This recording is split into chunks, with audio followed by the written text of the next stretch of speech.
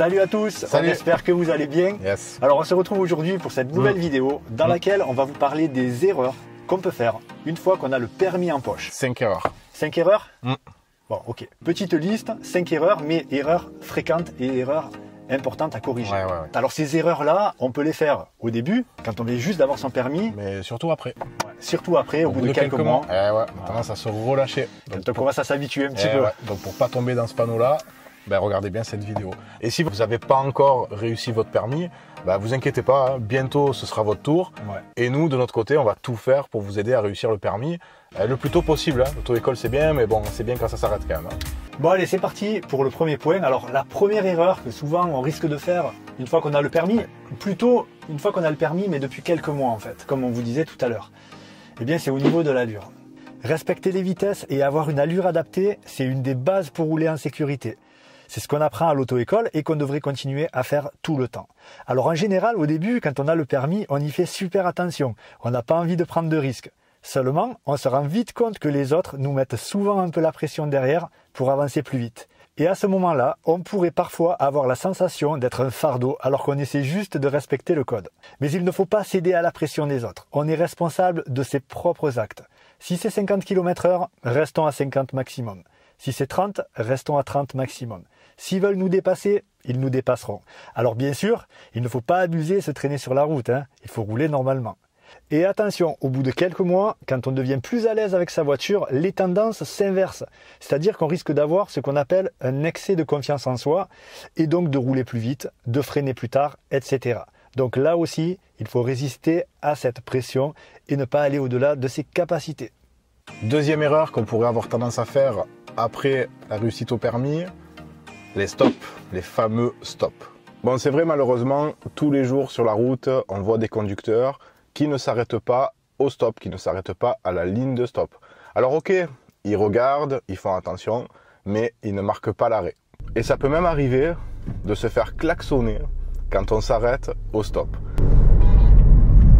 Ce qui est quand même un peu fou, faut le dire. Vous imaginez, vous vous faites engueuler tout simplement parce que vous respectez une règle élémentaire du code de la route. Et c'est facile au bout d'un certain temps de se dire, bon je fais comme beaucoup, je ralentis, j'observe, et si c'est bon, je passe. Mais non, ce n'est pas parce qu'ils sont nombreux à le faire qu'ils ont raison. Et s'il y a un stop, c'est parce qu'il y a une bonne raison. Un manque de visibilité, une zone fréquentée, ou une zone où les autres arrivent potentiellement vite sur l'intersection. Et puis c'est quand même plus facile de réfléchir, de prendre une bonne décision, de choisir si on va s'engager ou pas. C'est quand même plus facile à l'arrêt, une fois qu'on est déjà arrêté, plutôt qu'en roulant, comme sur un cédé le passage. Petit rappel, le stop, c'est 4 points en moins sur le permis et 135 € d'amende. Pour une seconde d'arrêt, ou plus précisément pour une seconde où vous ne vous seriez pas arrêté. Ce qui en fait quand même la seconde la plus chère du monde. Si vous passez le permis en ce moment, le non-respect du stop, c'est erreur de code et danger. Les deux. C'est éliminatoire directement, retour à la case départ. Allez, maintenant le troisième point qu'on voulait aborder avec vous, les clignotants. Vous le savez, les clignotants, c'est le moyen de communication par excellence sur la route. On le met avant de tourner, de démarrer, de dépasser, de s'arrêter, de changer de voie, bref, à chaque fois qu'on a l'intention de changer de position.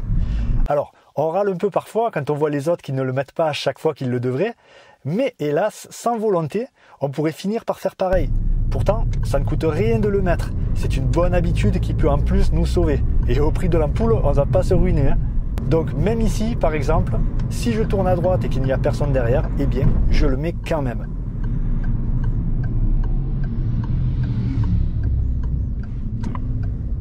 Et ici, pareil. Pourtant, je suis seul. Donc gardez les bonnes habitudes. Une mauvaise habitude est tellement plus difficile à changer par la suite. Ok, clignotant, c'est bon, on a compris. Maintenant, on va parler des placements. Le placement sur la route, c'est de la communication. En restant à droite pour tourner à droite ou en serrant l'axe médian pour aller à gauche, ça envoie l'information aux autres conducteurs, en plus du clignotant, de ce que vous vous apprêtez à faire. Et comme ici, dans les sens giratoires, c'est la même chose. Alors c'est important d'être bien placé parce que ça met de la logique dans la conduite, ça met de la logique dans votre conduite. Ça aide les autres à faire des meilleurs choix, des choix plus sûrs. Et puis quand on est bien placé, on s'assure de ne pas prendre la place des autres. C'est plus sécuritaire, c'est facile à faire et ça éloigne beaucoup de problèmes, beaucoup de risques d'accidents. Ne pas être à sa place, ça veut dire être potentiellement à la place de quelqu'un d'autre. Alors, restez bien placé.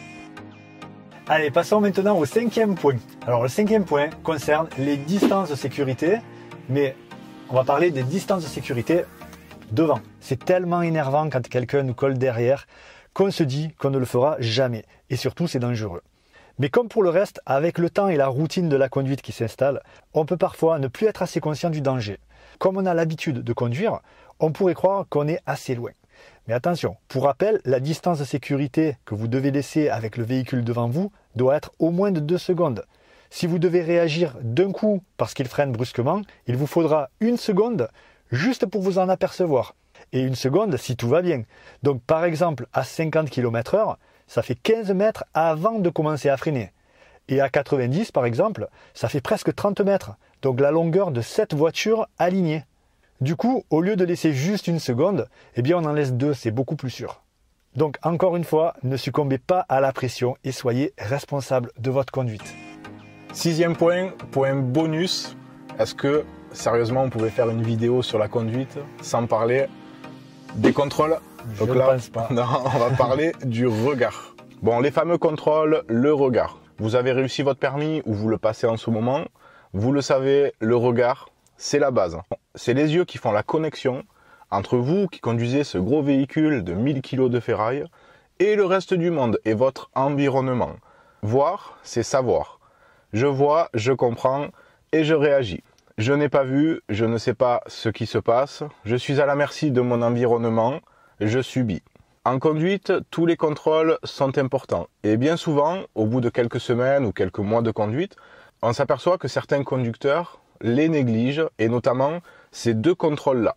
Déjà, comme ici, avant de tourner à gauche en angle droit, hop, on recontrôle un petit coup de rétro et l'angle mort, c'est ce qu'on appelle l'angle mort du motard.